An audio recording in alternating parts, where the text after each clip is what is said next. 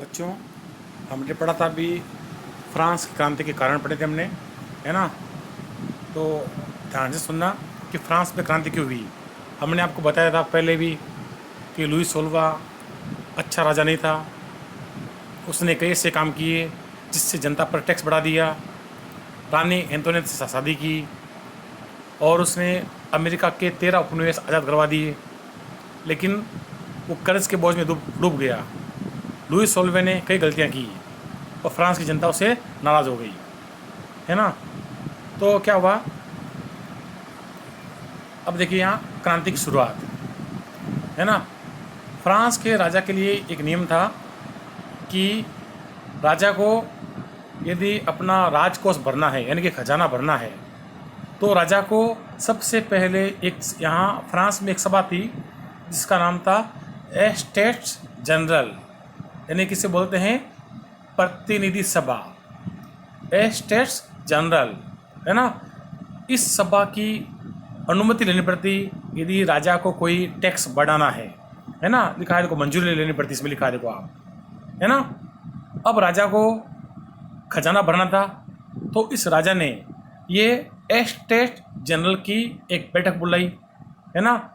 इसमें मैंने आपको बताया था इसके 3 पार्ट थे, है ना। मैंने आपको बताया था उस टाइम में। पहले देखिए आप, एस्टेट जनरल के 3 पार्ट थे।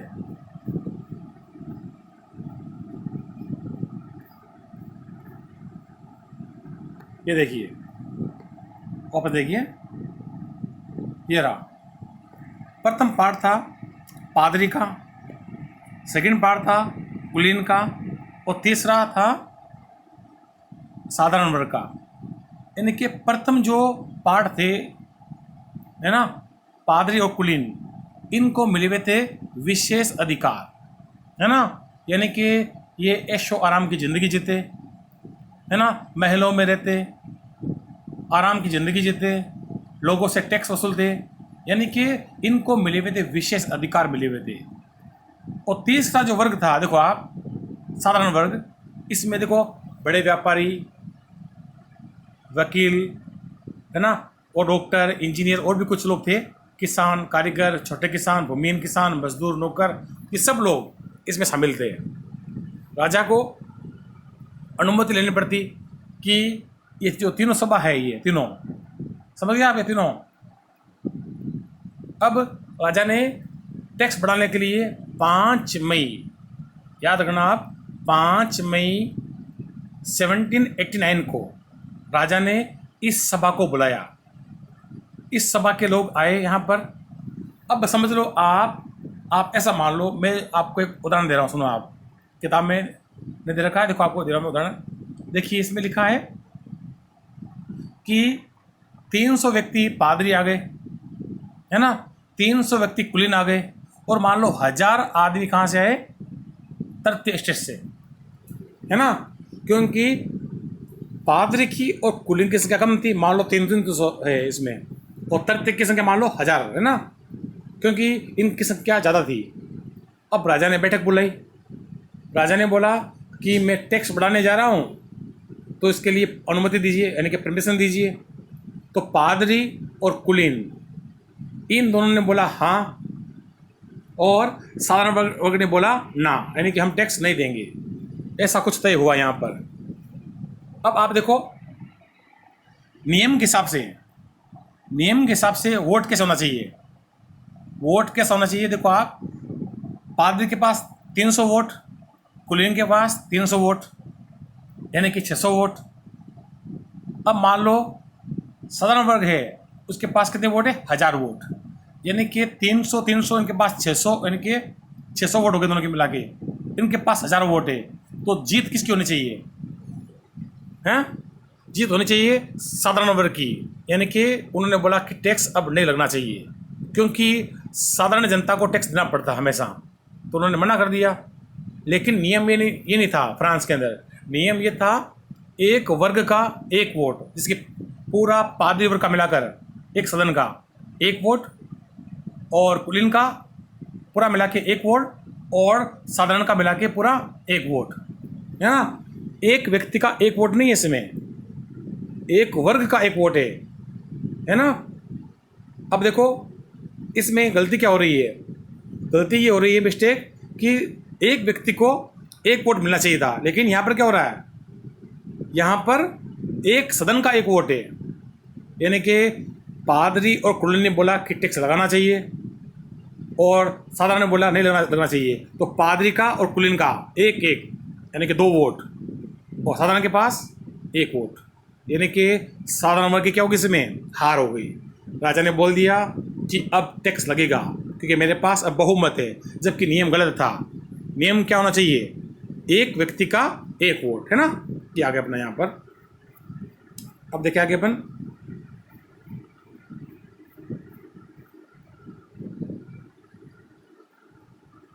ये आ गया बस, है ना।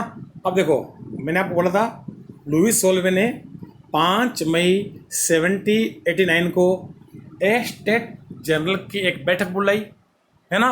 वर्साय के महल में, आलीशान महल में आए लोग, मैंने भी आपको बोला 300 लोग थे, है ना।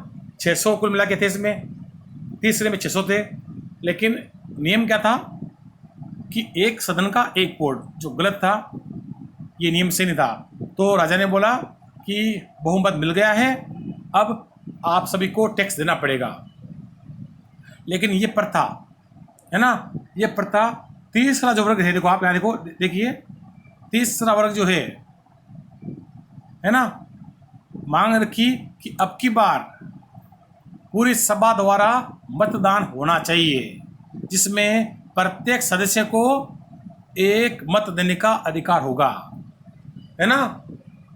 रूसो ने एक किताब लिखी द सोशल कॉन्ट्रैक्ट, इसमें इसने बताया कि एक व्यक्ति को 1 वोट मिलना चाहिए। अब राजा ने सभा खत्म कर दी, सभी अपने अपने जगह से लौटने लगे। लेकिन 20 जून को, ध्यान से सुना आप, 20 जून को तीसरी सभा के लोग, है ना, वर्साय के इंडोर टेनिस कोर्ट में जमा हो गए। बोला कि राजा ने जो किया वो अच्छा नहीं किया, है ना। एक व्यक्ति का 1 वोट होना चाहिए था, लेकिन राजा ने 1 वोट नहीं किया। ये नियम क्या हो गया, बिल्कुल गलत हो गया। तो इन्होंने टेनिस कोर्ट में 20 जून 1789 को इन तीसरे वर्ग के लोगों ने टेनिस कोर्ट में एक शपथ ली, है ना, और उन्होंने बना ली अपनी एक नेशनल असेंबली, है ना। बोला अब राजा को जो कुछ भी काम करना पड़ेगा वो नेशनल असेंबली को पूछ के करना पड़ेगा। लेकिन अब राजा को लगा कि मेरा कुछ चलने वाला है नहीं अब, तो इसमें 2 लीडर पैदा हुए फ्रांस की क्रांति में।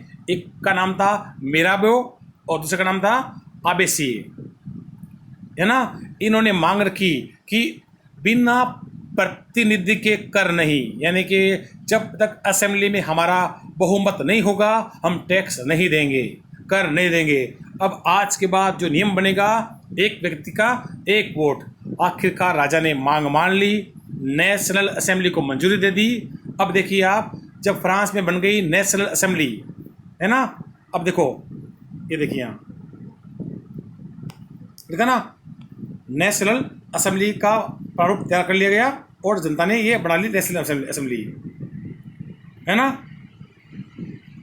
फिर सम्राट को ये बात पसंद नहीं आई और सम्राट ने, है ना, सेना बुला ली। सेना बुलाने के बाद प्रजा पे हमले किए। प्रजा को गुस्सा आ गया और प्रजा ने 14 जुलाई को फ्रांस में एक किला था, बास्तियल का किला, इस किले पर फ्रांस के क्रांतिकारियों ने हमला कर दिया, किले की दीवार तोड़ दी, यहाँ के कैदियों को और यहाँ की हथियार छीन कर सड़कों पे आ गए। पूरी क्रांति पूरे शहर में फैल गई, है ना। चारों तरफ हाहाकार मच गया, लोगों ने बगावत कर दी। आखिरकार राजा ने कहा कि मैं इस नेशनल असेंबली को मान्यता देता हूँ। अब देखिए फ्रांस में संवैधानिक राजतंत्र बन गया, यानी कि अब बन गई वहाँ पर नेशनल असेंबली 1791 को। याद रखना आप, ये फ्रांस की पहली सीढ़ी है क्रांति की। अभी पूरी नहीं भी क्रांति, आप सुनना ध्यान से। आप क्या बनी है? नेशनल असेंबली 1791 को। इस असेंबली के अंतर्गत फ्रांस के राजा की शक्तियां सीमित कर दी गई। सीमित मीन्स अब राजा कोई भी काम बिना नेशनल असेंबली की अनुमति के बिना नहीं करेगा, और शक्तियों को 3 भागों में बांट दिया गया: विधायिका, कार्यपालिका और न्यायपालिका। ये देखिए,